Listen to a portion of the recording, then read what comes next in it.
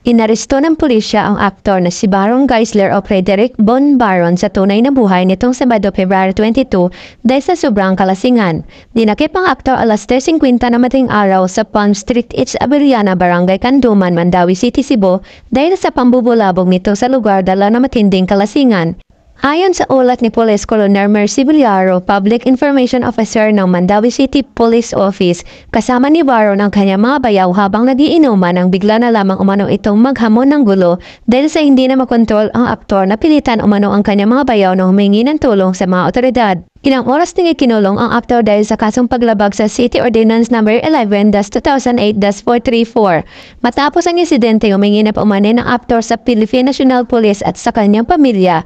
Agad ay namang pinalaya ang aktor matapos itong magbayad ng itinakdang multa. Samantala, posibleng magsampa ng reklamo ang aktor na si Baron Geisler laban sa mga news outlet na manoy hindi muna nag-double check na mga information bago iulat ang mga nangyari sa kanya sa Mandawi City. Sa kanya social media post, sinabi ng aktor na marami umanong waling impormasyon tungkol sa insidente na nagdulot umano ng kalituhan.